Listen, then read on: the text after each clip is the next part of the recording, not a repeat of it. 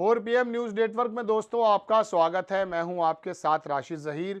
राहुल गांधी की ही एक खबर लेकर दोबारा हाजिर आपके सामने हुआ। देश का तमाम तबका किसी जमाने में कोई दूसरी पार्टी ना होने की वजह से कांग्रेस से जुड़ा हुआ था, लेकिन उसके बाद पार्टियां बनी, क्षेत्रीय पार्टियां बनी, जातियों के एतबार से पार्टियां बनी, सब लोग अलग अलग हो गए। और उसमें सबसे बड़ा काम भारतीय जनता पार्टी ने यह किया कि हिंदू मुसलमान को अलग कर दिया। और इस अलगाव से दोस्तों उनको फायदा इतना हुआ कि हिंदी पट्टी पे रहने वाला वर्ग बहुत बड़ा वोट इनके वोट बैंक बन गया। गुजरात, राजस्थान, मध्य प्रदेश, उत्तर प्रदेश, उड़ीसा, बिहार, महाराष्ट्र, ये तमाम जगहों पर जहां अयोध्या का कभी आंदोलन चलाया गया है, कभी मुस्लिम विरोधी, कभी पाकिस्तान कब्रिस्तान, और कोई नेता ऐसा नहीं है जिन्होंने चुनाव के दौरान भी और चुनाव से पहले और बाद में भी वो जहरीले बयान नहीं दिए जिससे एक वर्ग विशेष को विलन बनाया गया और बताया गया कि ये तो लोग पाकिस्तान परस्त हैं। उसकी वजह से दिग्भ्रमित हुआ गोदी मीडिया का जो बैठा था एंकर, उसने शोर मचाया और आप लोग भी उसके इन्फ्लुएंस में आ गए किसी हद तक। लेकिन देश का बड़ा तबका आज भी इंसाफ पसंद है। ठीक, मैंने आपको पिछले एपिसोड में बताया था कि कश्मीर के घाटी के अंदर राहुल गांधी किस प्रकार से रैलियां करके देश के बाकी तमाम मुसलमानों को क्या मैसेज देना चाहते हैं बिना मुसलमान का नाम लिए। ऐसे ही जाति जनगणना और जाति जनगणना के साथ उनका बराबर का हुकूक उन्हें मिलने की बात उठाकर देश का एक बहुत बड़ा तबका जिसको दलित कहा जाता है, उसको भी एड्रेस राहुल गांधी बिना दलित का नाम लिए कर रहे हैं, बिना अलगाव की राजनीति के लिए कर रहे हैं। और कांग्रेस का वोट बैंक पूरा देश जहां था, 3 वोट बैंक सबसे बड़ा था। 40 वर्षों की जब मैं हिस्ट्री उठाता हूं, उसमें जनसंघ और भारतीय जनता पार्टी को जगह जगह समर्थन मिला। यानी कि एक समाज जो हिंदू समाज का अपर क्लास समाज था, ब्राह्मणों को छोड़ करके, वो ज्यादातर वोट भारतीय जनता पार्टी या जनसंघ को ही देता था। तो कांग्रेस का जो वोट था, मेरी नजर में मुस्लिम वोट, दलित वोट और ब्राह्मण वोट, ये वोट ऐसा था। और इसके जब ये अपना करता था, ब्राह्मण समाज प्रतिनिधित्व करता था, तो ओबीसी का समाज भी इसी के अंदर आ जाता था। इस तरह से वो गुलदस्ता बनता था जब कांग्रेस राज किया करती थी, जब 400 सीटें आती थी, इनका तो नारा ही था। ऐसे समय में राहुल गांधी ने मुसलमानों को अलग से साधने की, ब्राह्मणों को अलग से साधने की और दलितों को अलग से साधने का कोई खुलेआम एजेंडा नहीं दिया। लेकिन उस सूरत में उनको पता चल गया कि देश के अंदर दरअसल मुस्तहिक, डिजर्वेबल तबका कौन सा है, कमजोर तबका कौन सा है। जाति धर्म तो शायद उन्होंने बाद में देखा, लेकिन सबसे पहले उन्होंने बुनियादी सवाल देखते हुए कमजोरियां देखी कि कौन सा समाज 75 बरस बाद, इंक्लूडिंग देयर गवर्नमेंट ऑल्सो, उनकी सरकार के होने के बावजूद भी इतना अपलिफ्ट क्यों नहीं कर पाया। अब पूरी दुनिया में ही 90 के बाद क्रांति आई है, तो इसमें कांग्रेस क्या करेगी। वैश्वीकरण कर दिया गया, तमाम चीजों को लाया गया, पीवी नरसिम्हा राव, मनमोहन सिंह ने नीतियां रखी हैं, बनाई, समय से इनसे पूरी नहीं हो पा रही है, वो बात अलग है। लेकिन कुछ मेट्रो ट्रेन चला के, कुछ नितिन गडकरी के रोड दिखाकर अगर आपको ये बताया जाता है कि हमने तो जो है विश्व गुरु बन गए हैं, तो ये छलावा है। जब तक पर कैपिटल इनकम और आदमी की आम हालत सही नहीं होगी, कैसे आप उस भारत का सपना देख सकते हैं जो ऑस्ट्रेलिया, चीन और अमेरिका, इंग्लैंड और न्यूजीलैंड की बराबरी कर पाए। आदमियों के जीवन शैली के मद्देनजर कह रहा हूं मैं। तो ऐसे समय में एक समाज तो उन्होंने जम्मू से, यानी कि घाटी से इनडायरेक्ट वे में संबोधित किया कि आपको डरने की जरूरत नहीं है, आपका सिपाही हूं। ऐसे ही उन्होंने दूसरा बयान एक और दिया, इसमें लिखा, बहुजन विरोधी भाजपा चाहे कितना भी झूठ फैला ले, हम आरक्षण पर आज तक नहीं आने देंगे। हम तब तक नहीं रुकेंगे जब तक एक विस्तृत जाति जनगणना ना हो जाए, आरक्षण पर 50% की सीमा हटाकर हर वर्ग को उनका हक, हिस्सेदारी और न्याय न मिल जाए, जनगणना से प्राप्त जानकारी भविष्य की नीतियों का आधार न बन जाए। बेहतरीन बात है। मोदी जी जाति जनगणना बोलने तक से डरते हैं, वो नहीं चाहते बहुजनों को उनका हक मिले। मैं फिर से दोहराना चाहता हूं, मेरे लिए ये कोई राजनीतिक मुद्दा नहीं, बहुजनों को न्याय दिलाना मेरे जीवन का मिशन है। छोटा सा ये वीडियो आपको मैं दिखाऊंगा, उसके बाद मैं आपको बताऊंगा। देखें आप वीडियो। रिजर्वेशन की बात कर रहा हूँ, ये जो 50% का लिमिट है, इसको कांग्रेस पार्टी की सरकार, इंडिया की सरकार उठा के फेंक देगी। तोड़ फोड़ के मन पड़ेगा। I've been saying again and again and again. 50% के लिमिट को रद्द करके हम आपका रिजर्वेशन, गरीबों का रिजर्वेशन बढ़ाएंगे।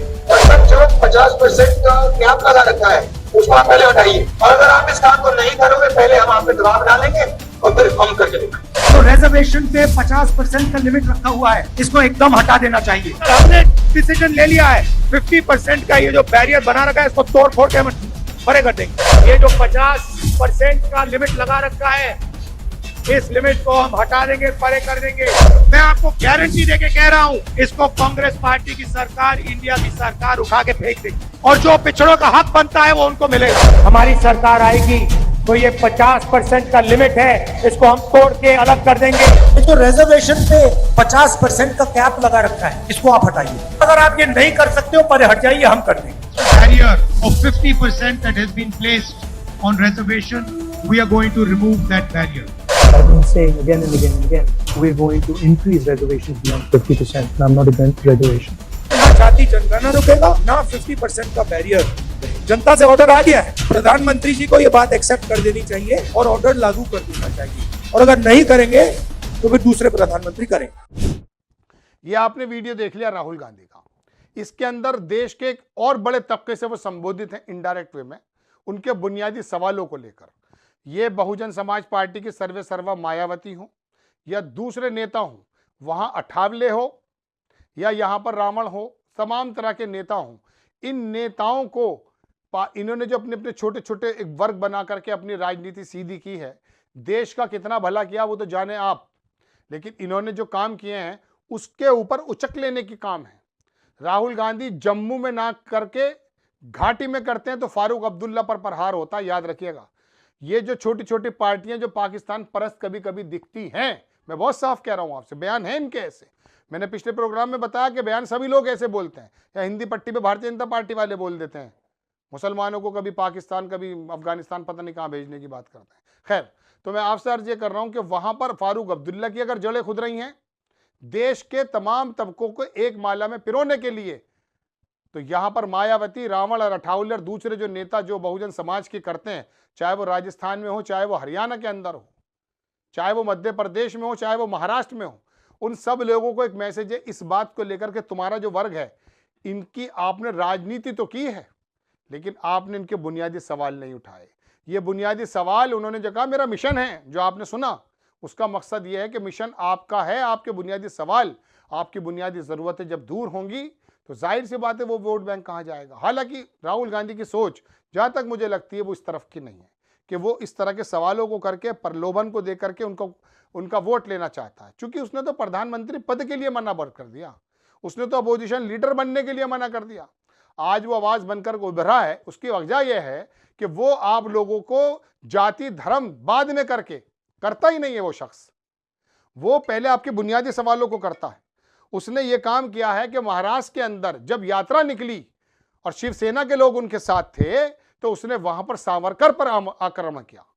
सावरकर पर आक्रमण का मतलब क्या था भारत जोड़ो यात्रा में? चूंकि वो इस बात से निकलना चाहता था कि मैं महाराष्ट्र में जरूर हूं, लेकिन आप समझ लीजिए कि जो सावरकर ने किया उसके मैं साथ नहीं हूं। उसने संसद में और संसद के बाहर मुसलमानों का नाम लेकर के कहा तो उन तमाम मुस्लिम हितैषी नेता जो सेकुलर बनते हैं उनको ये जवाब दिया, उनको ये उनकी गैरतों को जगाया कि मुसलमान का नाम लेना कोई पाप नहीं है। जब मुसलमान के साथ कुछ काम होता है तो उसका नाम लेकर के उसकी मदद की बात कीजिए। आपको लगता है आपका कोर वोट खत्म हो जाएगा? ये केजरीवाल जो बहुत बड़ा सिर्फ सेकुलर नेता बनता है ना, इसकी नीतियों से मैं बहुत ज़्यादा खुश रहता हूँ, मोहल्ला की नहीं, मैंने कई बार तारीफ की है, लेकिन मुसलमान का नाम नहीं लेता था ये। इसको मालूम है मेरा कोर वोट नाराज हो जाएगा। अरे हो जाता, हो जाने दो।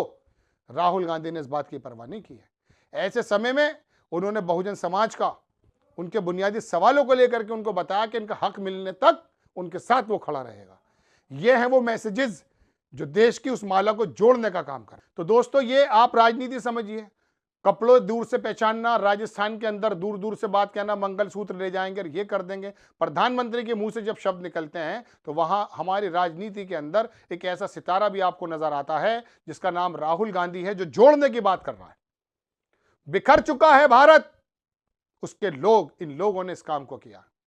मणिपुर के अलग लोग हो गए हैं, कश्मीर के अलग लोग हो गए हैं, राजस्थान के अलग हो गए हैं, महाराष्ट्र के मराठी अलग हो गए, पंजाब के सिख अलग हो गए, इन लोगों की वजह से।